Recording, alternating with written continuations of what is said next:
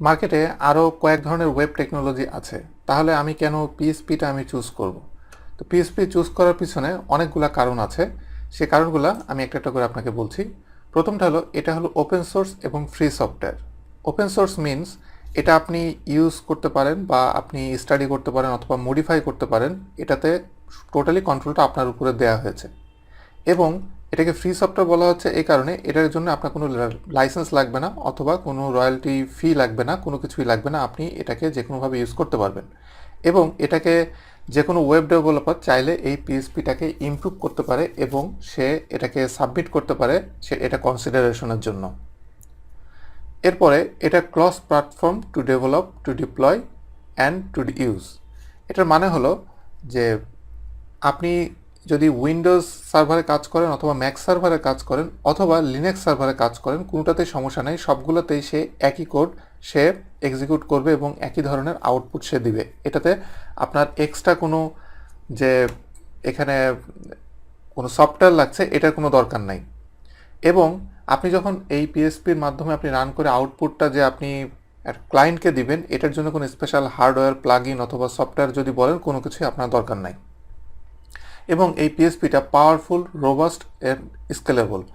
এটার মানে হলো যে এটা ওপেন সোর্স। এটার মানে আপনি এটা মনে করেন না যে এটা হয়তো খুব একটা পাওয়ারফুল সফটওয়্যার না বা খুব একটা পাওয়ারফুল স্ক্রিপ্টিং ল্যাঙ্গুয়েজ না, এরকম আপনার কাছে মনে হতে পারে, কিন্তু এই ধরনের চিন্তা আপনি করেন না।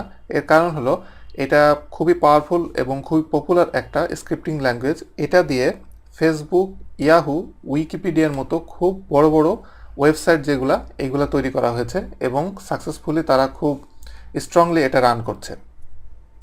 এবং এই পিএসপিটা স্পেশালি ডিজাইন করা হয়েছে ওয়েবের জন্য। পিএসপির হিস্টোরি যদি আপনি পড়েন তাহলে আপনি দেখবেন যে পিএসপি যখন এটা শুরু হয় 1994-এ, এক ভদ্রলোক সে তার হোম পেজের জন্য একটা প্রথম সে পিএসপি সে শুরু করে।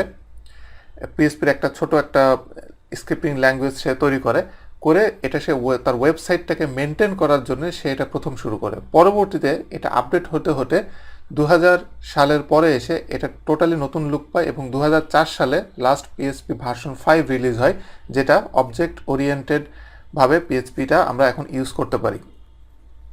এবং এই পিএসপি সবচেয়ে ইম্পর্টেন্ট ব্যাপার যেটা, এটার গ্রেট ডকুমেন্টেশন। এটার ডকুমেন্টেশন নিয়ে কোনো ঝামেলা নাই। যেমন আমি আপনাদেরকে একটা ওয়েবসাইট দেখাচ্ছি, এটা পিএসপির ওয়েবসাইট www.psp.net।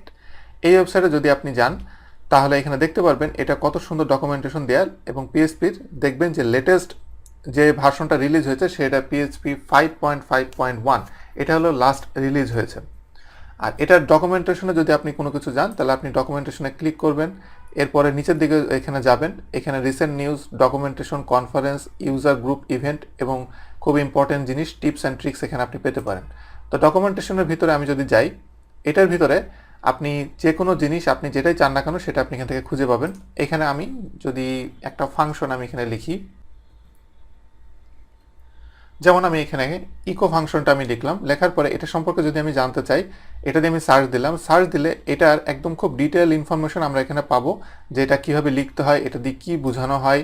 এবং নিচে যদি দেখেন যে কত রকম এক্সাম্পল কত সুন্দরভাবে দেয়া, এবং এখানে যেসব ইউজাররা, যেসব ওয়েব ডেভেলপার আছে তারা রেগুলার এগুলো সাবমিট করে এবং এটা সম্পর্কে অনেক মন্তব্য তারা করে, এবং আরও কীভাবে আপনি এটা সম্পর্কে ভালো জানতে পারবেন তারা তাদের এই কাজগুলোকে শেয়ার করে। অনেক কিছুই এখানে আপনি পাবেন, একদম ফুল ডিটেল। তো এখানে এটা ডকুমেন্টেশনটা খুবই গ্রেট একটা ডকুমেন্টেশন, এটা নিয়ে আপনার কোনো সমস্যা নেই, যে কোনো জিনিস আপনি খুব সহজেই বুঝতে পারবেন। এবং আরেকটা ব্যাপার, large and active developer community. এটার হওয়ার কারণে আপনি পিএইচপি সম্পর্কে কোনো সমস্যা হলে যে কোনো সমস্যায় খুব সহজেই আপনি এটা পাবেন। আর এটার এই ওয়েবসাইট 20 মিলিয়নের উপরে ওয়েবসাইট পিএইচপি দিয়ে রান করা হচ্ছে, তাহলে আপনি বুঝতে পারছেন যে পিএইচপিটা কী পরিমাণ পপুলার। এবং এই পিএইচপি টপ 10টা প্রোগ্রামিং এবং স্ক্রিপ্টিং ল্যাঙ্গুয়েজের ভিতরে একটা এবং টপ 3টা স্ক্রিপ্টিং ল্যাঙ্গুয়েজের ভিতরে একটা, তাহলে বুঝতে পারছেন যে এটা কী পরিমাণ পপুলার।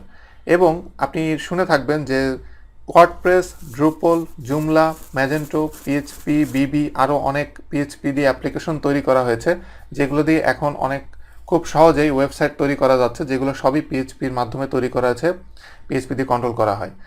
তো সব কিছু মিলে বোঝা যাচ্ছে যে পিএইচপি কী পরিমাণ পাওয়ারফুল এবং এটা দিয়ে কত কিছু করা যাচ্ছে। তো নেক্সট লেসনে আমি আপনাদেরকে দেখাবো যে পিএসপি আপনি সেট আপ করতে গেলে ইনস্টল করতে গেলে কি কি আপনাকে করতে হবে।